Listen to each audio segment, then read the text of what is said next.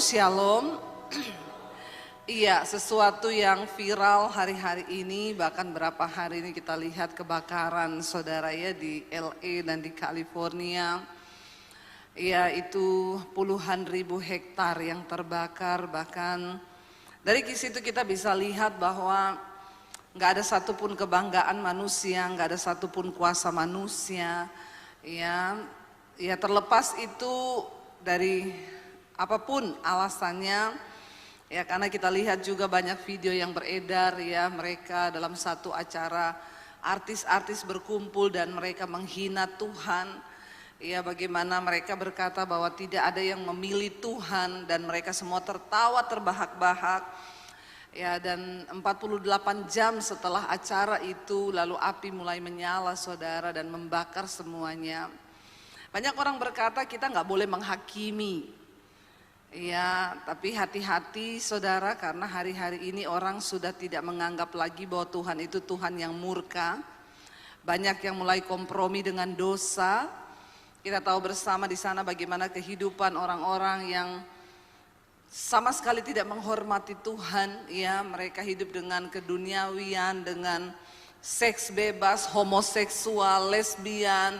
Ya dan bagaimana sikap banyak orang di sana yang tidak menghormati Tuhan sama sekali. Saya tidak mau kompromi, saya tak percaya bahwa Tuhan bicara lewat segala peristiwa. Ya murka Tuhan bisa datang dan kita harus berjaga-jaga dan menjadi pelajaran bagi setiap kita saudara. Ya jangan pernah engkau merendahkan Tuhan dalam hidupmu. Ya karena semua yang kita miliki apapun itu tidak akan pernah bisa menolong kita. Bahkan Yesus berkata harta tidak berguna pada hari kemurkaan. Waktu Tuhan menghukum ya tidak ada satupun yang bisa menolong. Ya dan kita hari-hari ini ingin saudara biar tahun 2005 ini menjadikan tahun dimana kita ini ya ketika kita ingin melihat tuaian besar terjadi maka ada sesuatu yang harus kita lakukan. Sehebat apapun visi yang didapat oleh gembala sidang, kalau saudara tidak merespon dengan cara Tuhan, maka itu nggak akan terjadi. Walaupun saudara mau hafal seperti apapun, tapi kalau engkau tidak meresponi Tuhan, maka semua itu hanya akan menjadi sekedar visi belaka. Ya, tahun ini Bapak Gembala tempat ini mendapat bahwa ya Great Harvest itu satu tuaian terbaik, tuaian besar yang akan terjadi. Tapi apakah kita hanya diam saja? Lalu kita mengimani dan setiap hari Minggu kita memperkatakan di gereja dan itu cukup? Hello saudara, Tuhan itu bukan Tuhan yang bisa kita permainkan. Dia bukan Tuhan yang bisa direkayasa dengan apapun yang kita lakukan. Tapi dia Tuhan yang melihat hati dan hidup kita. Ya kalau kita ingin menikmati janji Tuhan, maka ada sesuatu yang harus kita kerjakan, yang harus kita lakukan. Tuhan berjanji bahwa ya kita tidak akan mengalami hal-hal yang hanya enak-enak saja. Sebab untuk mengalami tuaian yang besar, pasti ada taburan yang besar saudara. Dan Alkitab berkata bila engkau menabur dengan air mata, engkau akan menuai dengan sorak-sorai. Taburan bukan cuma bicara uang. Ya, kalau orang itu ingin menikmati tuaian yang besar, maka harus ada air mata mungkin di sana. Seorang petani yang menabur, ya bahkan seringkali akan ada gagal panen, akan ada hujan, badai. Ya, tapi apabila dia setia saudara, dia mau membayar harga, maka satu saat dia pasti akan melihat tuaian besar itu terjadi. Ya, dan saya pengen kita semua mengerti saudara. Ya, bagaimana kita bersikap supaya kita mengalami tuaian besar itu? Ya, saya percaya bahwa hari-hari ini kita harus lebih lagi hidup menghormati Tuhan. Amin saudara. Karena firman Tuhan berkata, siapa menghormati aku, dia kuhormati. Ini Tuhan yang ngomong loh. Orang yang menghormati aku akan kuhormati. Saudara dihormati sama orang lain, saudara seneng gak? Seneng ya. Banyak orang itu tersinggung kalau nggak dihormati. Ya karena namanya juga manusia. Tapi bagi saya nggak penting penghormatan manusia itu nggak penting. Karena manusia itu bisa munafik. Di depan kita dia hormat, di belakang bisa enggak, ya. Di depan kita bisa, halo Bucan, ibu kok tambah cantik, saya bilang pret. Ya, karena pujian manusia itu bisa ada apanya. Tapi waktu engkau dihormati Tuhan, itu enggak main-main saudara. Tuhan berkata, siapa menghormati aku akan ku hormati. Saudara mau enggak dihormati Tuhan? Ya, saya tidak, kita nggak usah gila hormat.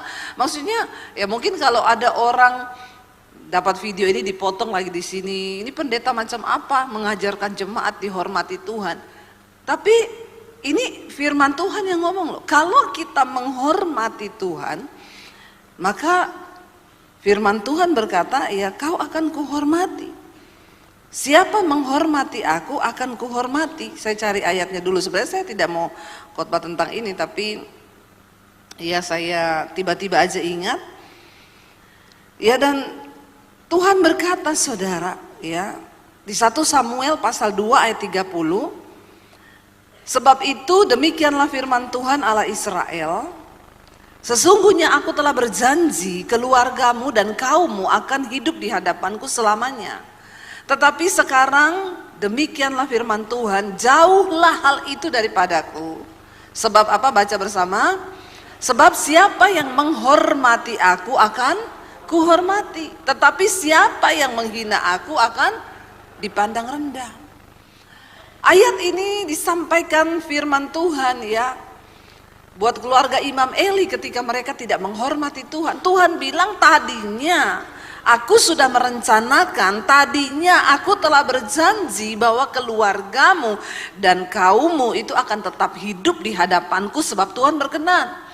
Tapi karena mereka tidak menghormati Tuhan, ya janji Tuhan tuh bisa batal. Bukan dari Tuhan yang membatalkannya, tapi memang ada orang yang tidak layak untuk menerima janji Tuhan itu. Kenapa? Karena mereka tidak menghormati Tuhan. Tapi ayat ini berkata, siapa menghormati aku, ya tolong tayangkan lagi ayatnya. Sebab siapa yang menghormati aku akan kuhormati, tetapi siapa yang menghina aku akan dipandang rendah. Nggak usah mencari penghormatan dari manusia saudara.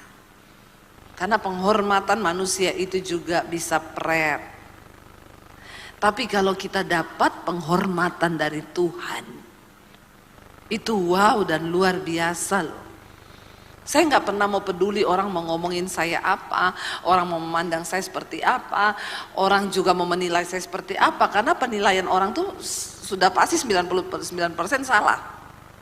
Tapi kalau penilaian Tuhan, itu nggak pernah salah saudara. Dan Alkitab berkata Tuhan itu melihat hati dan hidup kita. Dan kita mau sama-sama hari ini bagaimana kita bisa mengalami tuaian besar, tuaian terbaik dalam hidup kita. Maka ya kita harus hidup menghormati Tuhan. Bagaimana caranya hidup menghormati Tuhan? Takut akan Tuhan. Kita nggak perlu takut dengan semua prediksi di tahun 2025 akan terjadi apa, akan begini, akan begitu, akan begini. Stop. Semua ketakutan dalam hidup kita itu akan lenyap waktu kita hidup takut akan Tuhan. Karena itu mari kita hidup takut Tuhan saudara. Supaya semua ketakutan-ketakutan dunia ini lenyap dari hidup kita. Kita harus belajar hidup takut akan Tuhan. Kita buka dulu Mazmur 25 ayat 12 sampai ayat 15. Kalau kita hidup takut akan Tuhan, apa yang kita dapatkan saudara?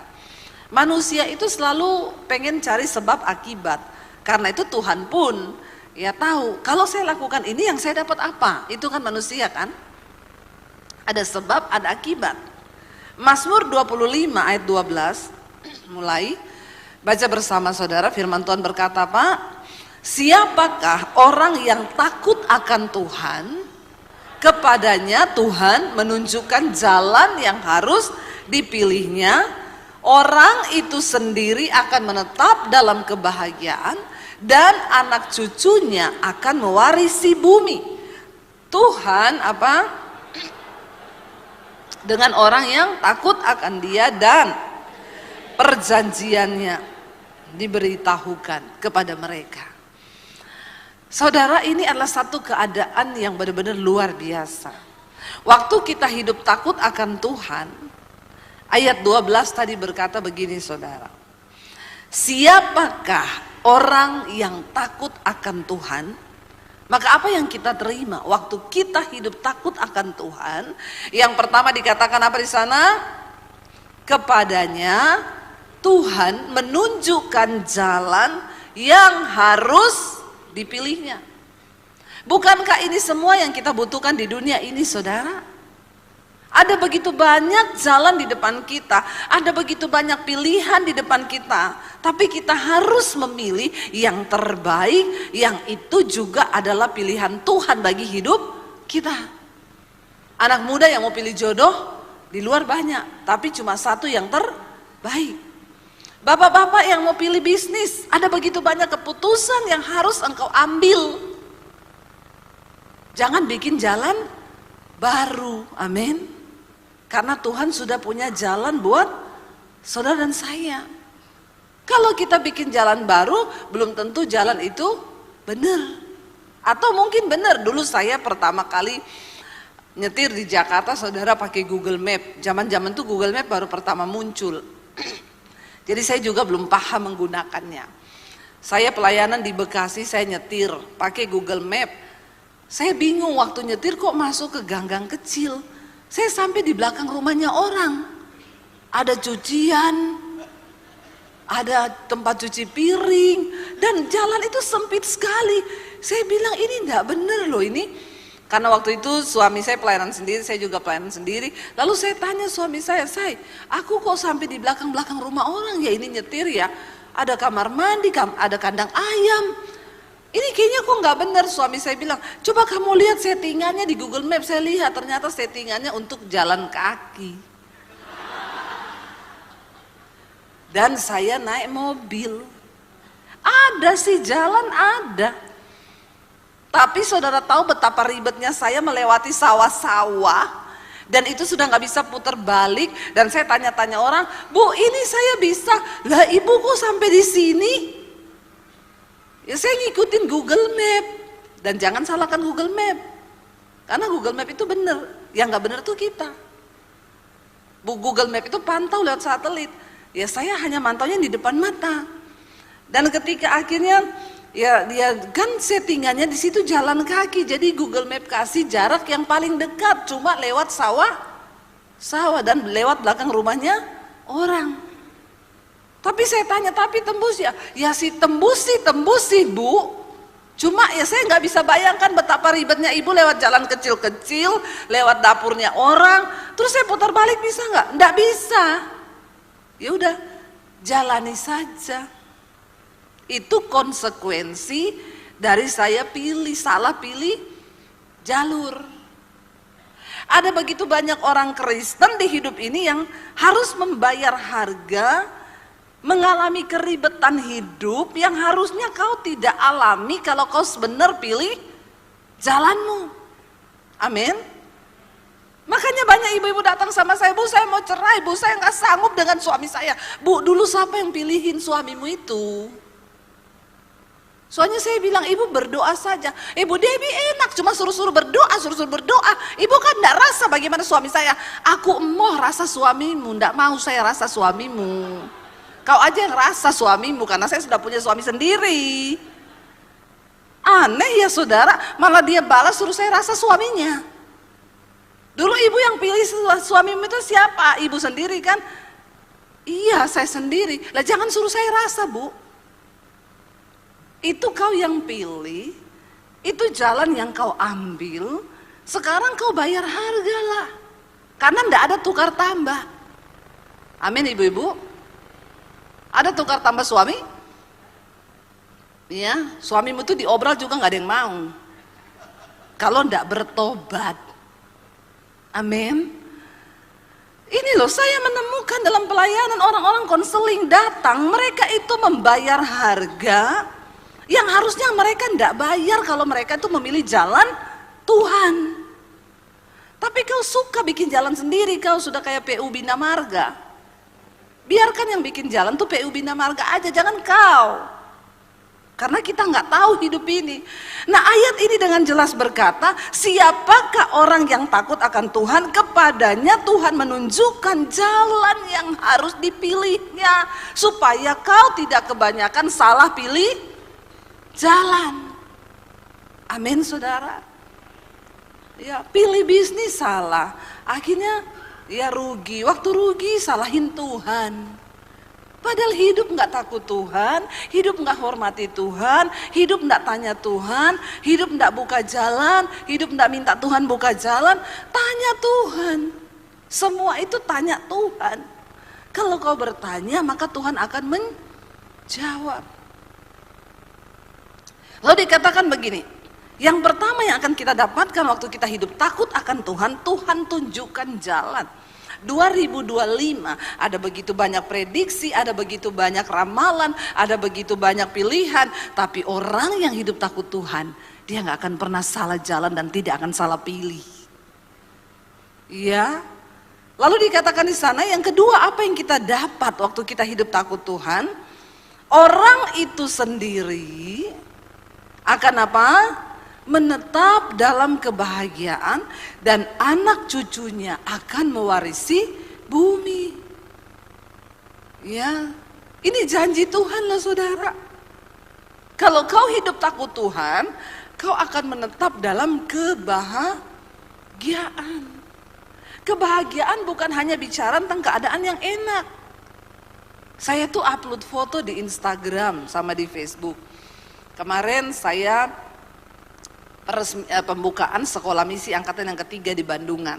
Sama orang diajak, Bu kita makan di restoran yuk. Restorannya itu ada vilanya.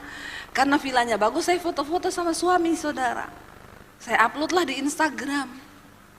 Memang saya sengaja enggak nulis itu apa. Saya cuma tulis semua anugerah yang terbaik datang dari Tuhan. Saya mau lihat ini netizen ini punya otak dan mereka punya mulut itu seperti apa saudara. Ya, ada banyak yang berpikir itu rumah baru saya di Jawa Tengah. Jadi ada yang komen gini, luar biasa ya Bu, ya Tuhan memberkati Ibu dengan rumah baru. Ada yang, keren rumahnya, keren, saya biarin aja. Terus ada juga yang gini, enak ya lihat Bu Pendeta senang-senang. Bagaimana dengan kami ini?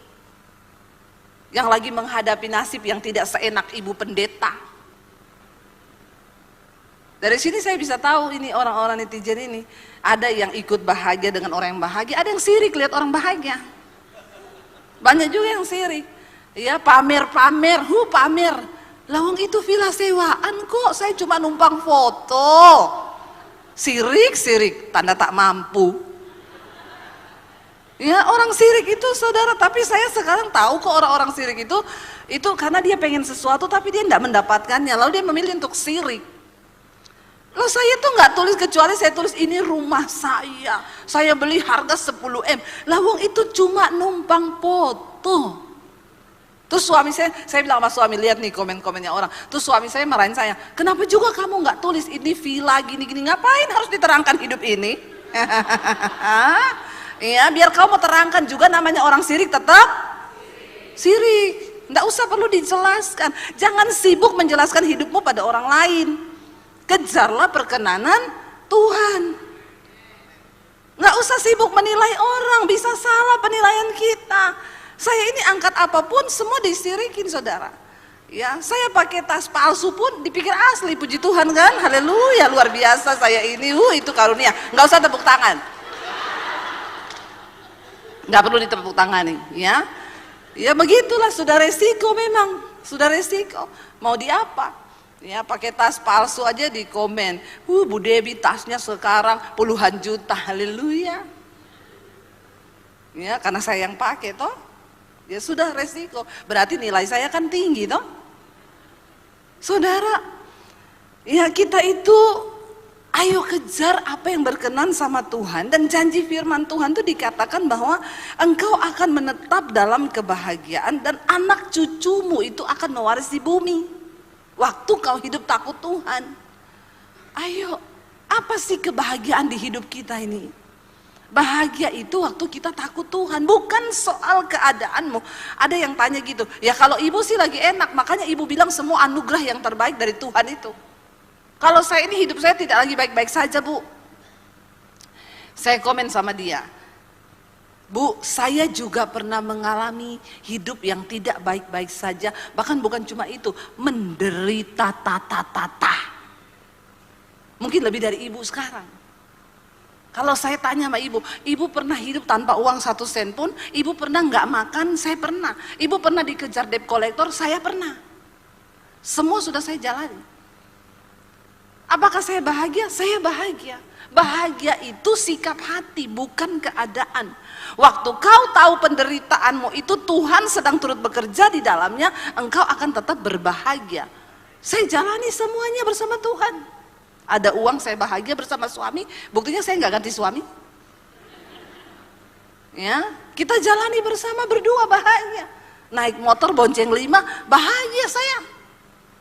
Ya, belum ada mobil, adanya motor 1, kami harus pelayanan, anak 3. Ya, bonceng 5, bahagia, bahagia walaupun udah duduk di belakang di ujung sekali saya.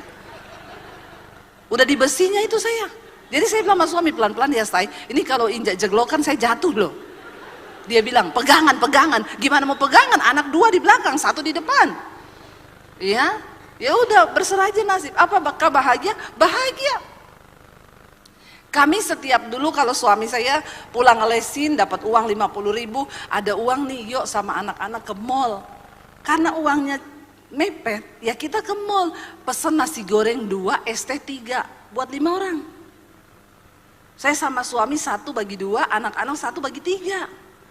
Ya, minumnya dihemat-hemat ya, Dek.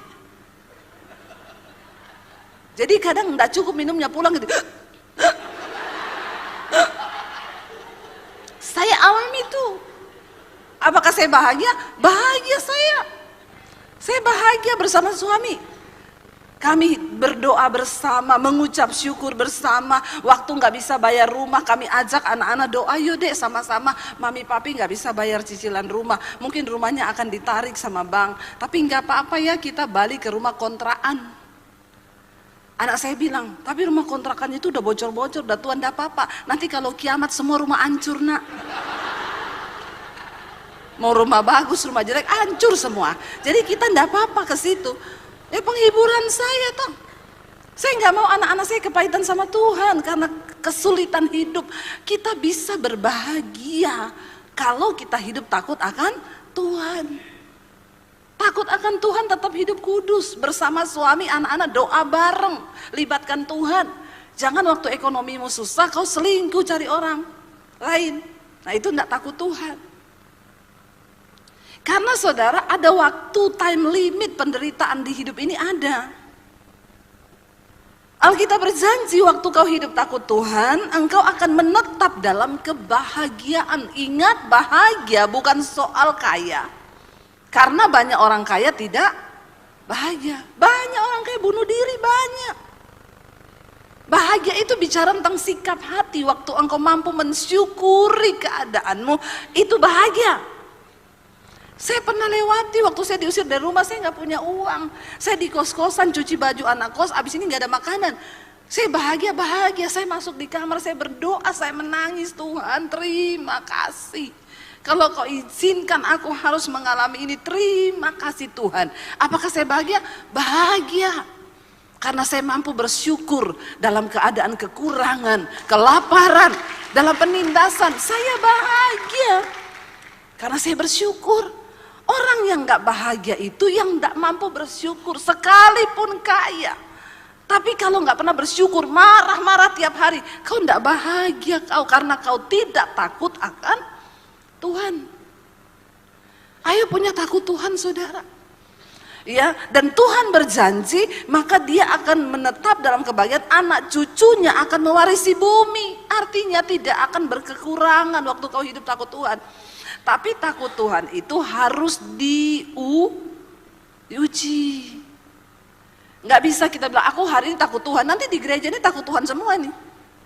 Lagi otaknya klik ini sama firman, jadi iya, nanti keluar dari pintu gereja, mungkin 1 jam berikutnya masih takut Tuhan. Nggak tahu besok kalau udah mulai Senin, udah kembali ke aktivitas banyak setan.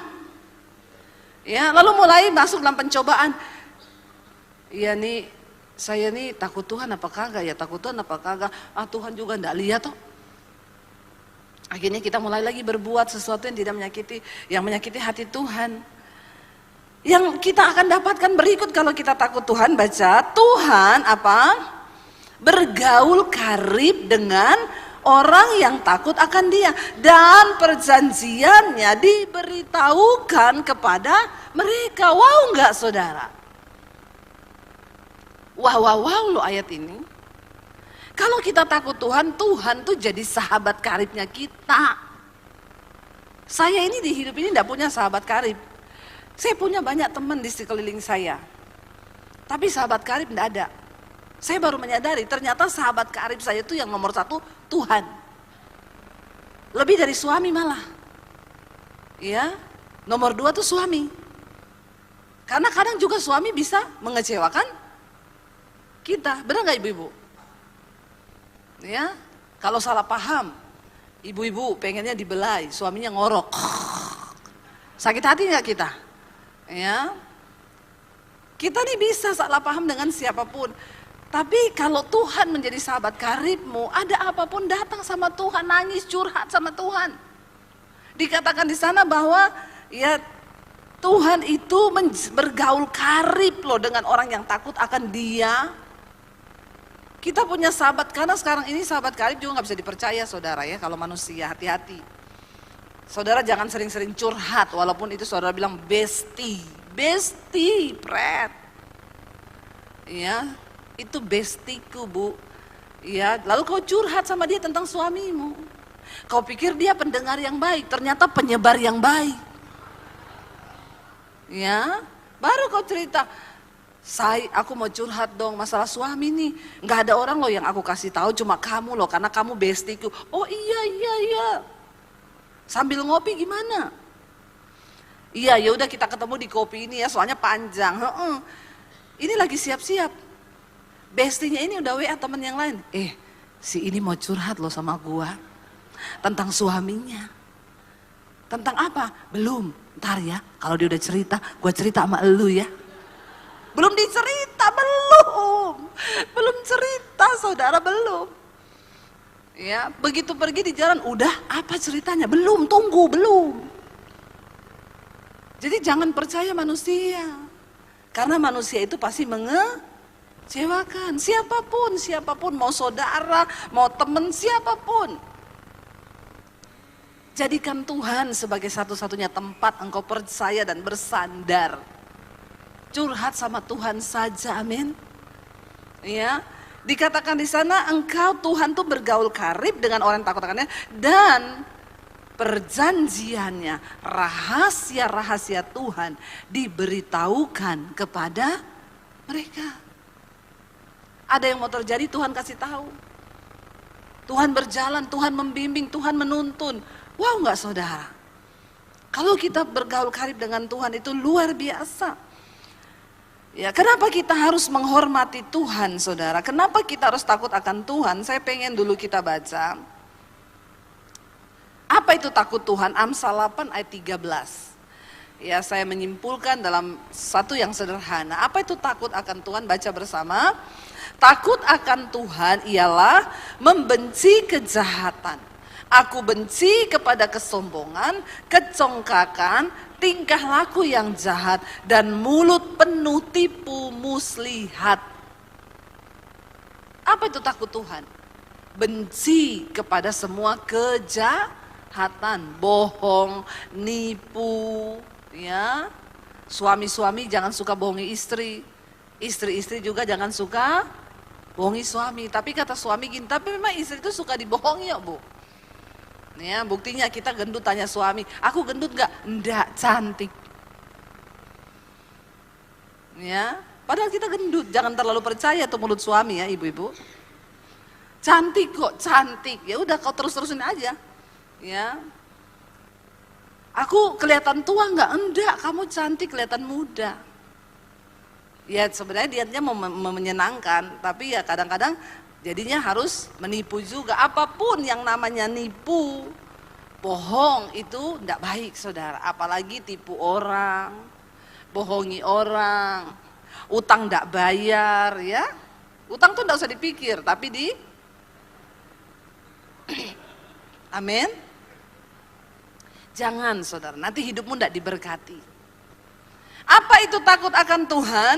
Takut akan Tuhan ialah membenci kejahatan. Aku benci kepada apa? Kesombongan, kecongkakan, tingkah laku yang jahat, dan mulut penuh tipu muslihat. Tuhan benci. Waktu semua ini ada dalam dirimu, tidak mungkin engkau akan mengalami tuaian besar di hidupmu. Ketika engkau mencintai kejahatan dan engkau sombong, congkak. Ya, banyak orang tuh sombong, minta dilayani, minta dihormati, minta diginiin, minta digituin. Ya, ini terjadi. Kita nggak usah bicara dalam skup yang besar. Dari rumah tangga sendiri dulu, suami istri. Ya, seringkali suami minta dilayani, minta dihargai. Kalau istri nggak ngerti, akhirnya berantem. Karena memang suami istri itu saudara, ini perbedaannya. Perempuan di atas 50 tahun itu hormon wanitanya, hormon estrogen itu turun. Tapi hormon testosteron, hormon laki-laki dalam wanita itu naik. Makanya perempuan di atas 50 tahun lebih perkasa. Ya, lebih suka, lebih tegas, lebih apa adanya. Kebalikan, laki-laki di atas umur 50 tahun, hormon laki-lakinya turun, tapi hormon perempuannya naik. Jadi laki-laki di atas 50 tahun tuh lebih perasa, lemah gemulai. Maunya, ya pokoknya banyak maunya lah. Jadi kita harus mengerti ini dari segi psikolog loh. Ini bukan saya ngomong, ini psikolog yang ngomong. Ya makanya bapak-bapak kalau udah di atas 50 tahun itu udah mulai, ya ketukar kita ketukar. Ya perempuan yang gini, nggak usah lah kayak gitu aja dipermasalahkan. Tapi bagi suami itu masalah. Nah kita harus tahu ini. Ya kita pergi sedikit agak lama udah di WA, di mana cepet pulang. Aku kesepian.